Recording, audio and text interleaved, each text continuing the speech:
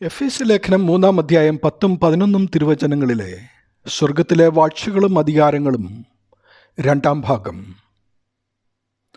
സഭ ദൈവസൃഷ്ടിയായ മനുഷ്യൻ്റെ രക്ഷയ്ക്ക് വേണ്ടി മാത്രമല്ല, ദൈവത്തിൻ്റെ ജ്ഞാനവും കൃപയും ഭൂമിയിലേക്ക് തള്ളപ്പെട്ട മാലാഖമാരെയും കൂടാതെ മാലാഖമാരുടെ വൃന്ദം ഉൾപ്പെടെയുള്ള സ്വർഗത്തിലെ വാഴ്ചകൾക്കും അധികാരങ്ങൾക്കും കൂടി അറിയിക്കുവാനുള്ള ഉപാധി കൂടിയാണ് ജീവനുള്ള സഭ. ദൈവത്തിൻ്റെ ജ്ഞാനം പൂർണ്ണവും വൈവിധ്യം നിറഞ്ഞതും വിവിധ തലങ്ങളുള്ളതും മനുഷ്യബുദ്ധി കൊണ്ടോ യുക്തി കൊണ്ടോ മനസ്സിലാക്കുവാനോ നിർണയിക്കുവാനോ കണക്ക് കൂട്ടുവാനോ പൂർണ്ണമായി കണ്ടുപിടിക്കുവാനോ സാധിക്കാത്തതും ആകുന്നു.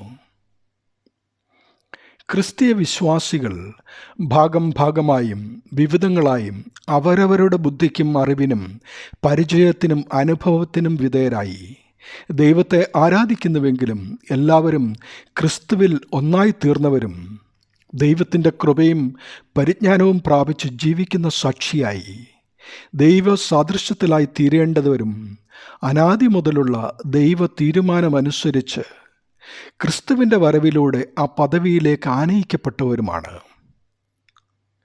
സ്വർഗത്തിൽ മാലാഖമാരുടെ വൃന്ദം ദൈവത്തെ സ്തുതിക്കുന്നത് പോലെ ഭൂമിയിൽ മൺമയരായ നാമും ക്രിസ്തുവിൻ്റെ ശരീരമാകുന്ന സഭയായി ദൈവത്തെ സ്തുതിക്കുന്നത് നഷ്ടപ്പെട്ടുപോയ മാലാഖമാരുൾപ്പെടെയുള്ള സ്വർഗത്തിലെ വാഴ്ചകൾക്കും അധികാരങ്ങൾക്കും കാട്ടിക്കൊടുക്കുവാൻ ദൈവം ആഗ്രഹിക്കുന്നു.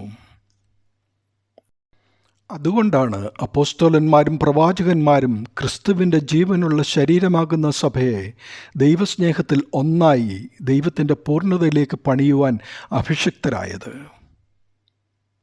അതുകൊണ്ട് ക്രിസ്തുവാകുന്ന മൂലക്കല്ലിൽ നാം ഒന്നായി പണിയപ്പെടേണ്ടതിൻ്റെ ആവശ്യകത വചനത്തിലൂടെ ദൈവം വീണ്ടും ഓർമ്മിപ്പിക്കുന്നു. രക്ഷയുടെ നിഗൂഢവും ശാശ്വതവും ക്രിസ്തു കേന്ദ്രീകൃതവുമായ സ്വഭാവം ക്രിസ്തുവിൻ്റെ ജീവനുള്ള ശരീരമാകുന്ന സഭയിലുണ്ടാകട്ടെ. ദൈവത്തിൻ്റെ ജ്ഞാനം ബുദ്ധിപരമായി മാത്രമല്ല, ദൈവവുമായി ഐക്യപ്പെട്ട വിശ്വാസികളുടെ കൂട്ടമാകുന്ന സഭയിലൂടെയും വെളിപ്പെടട്ടെ. ജ്ഞാനവും വിവേകവും നിറഞ്ഞവർക്ക് മുമ്പിൽ നിത്യരക്ഷയുടെ കവാടം തുറക്കപ്പെടും. അതിനായി ഒരുങ്ങാം. ദൈവനാമം മഹത്വപ്പെടട്ടെ. ആമീൻ.